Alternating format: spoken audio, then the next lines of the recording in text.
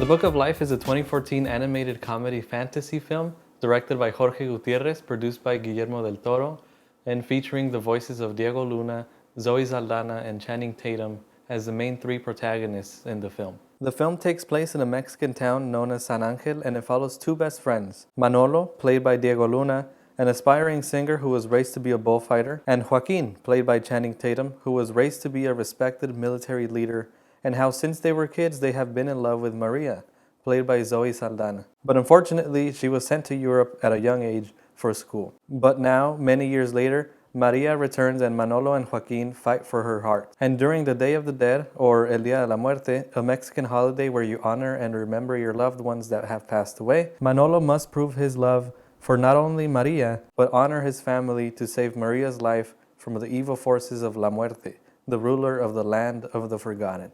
I am Mexican American myself, and my little sister loves this movie actually, so I cannot emphasize enough how excited I was to watch this movie. Finally, I have never watched it before. And not only that, but this movie was produced by Guillermo del Toro, who is someone I deeply respect and admire. I hope to one day be even half the director he is. And the director of this movie, Jorge Gutierrez, was a character designer for Mucha Lucha, which was a show I watched growing up, and I love that show. I have very fond memories of watching it on Saturday mornings. And most recently, he directed the miniseries Maya and the Three, which is great. And not only that, but the voices from the cast are so great. So, I mean, there are a lot of incredibly talented people working on the Book of Life. And oh man, it hurts me to say that this movie fell short for me. I consider this to be a very tricky and a very sneaky movie. And what I mean by that is that this movie tricks you into thinking you really like the movie until you actually stop and think about it and you start finding its flaws and shortcomings. It's a movie that leaves a good taste in your mouth, and even while watching it, you're entertained. But as soon as you think about the film, 30 minutes after it's over, or on the ride home after you watch it, you start running into problems. The first problem I have with this movie is that it wanted to have its cake and eat it too. The character of Maria, played by Zoe Saldana, is a very interesting character for me. I really like that throughout the movie she makes fun of the female gender stereotype and how they're supposed to put men first and themselves second. I like the fact that she says that that's obviously dumb and that she is her own person with her own goals and her own ambitions. That's great, and that's a great message for little girls and little boys to learn. I have no problem with that whatsoever. However, if you can recall from the summary of the movie I gave a minute ago, both Manolo and Joaquin fight for her attention and fight for her hand in marriage.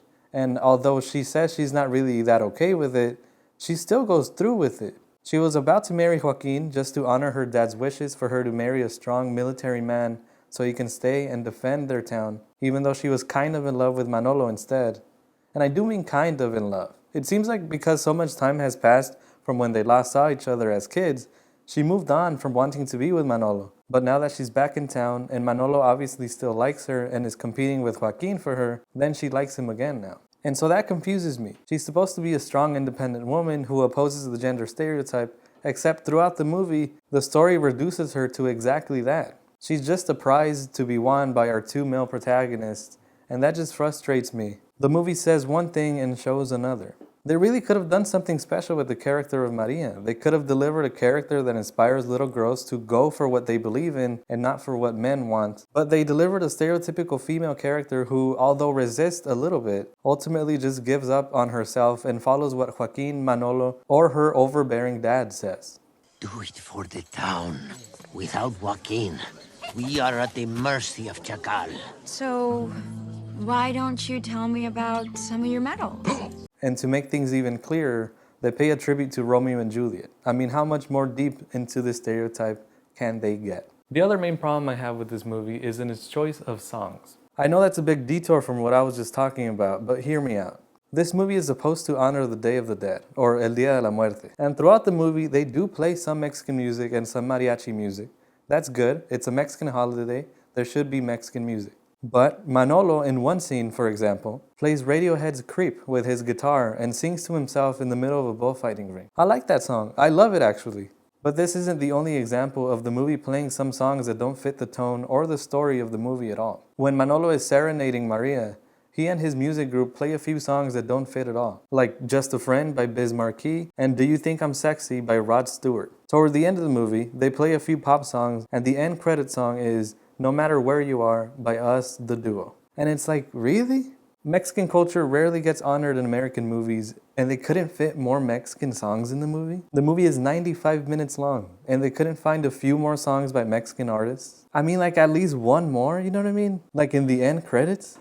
This movie kind of feels like it's trying to be two movies at the same time. One movie about classic Romeo and Juliet love story, and the other movie about the Day of the Dead and Mexican culture. Also, at the beginning of the movie, a group of young students arrive at the museum for a tour.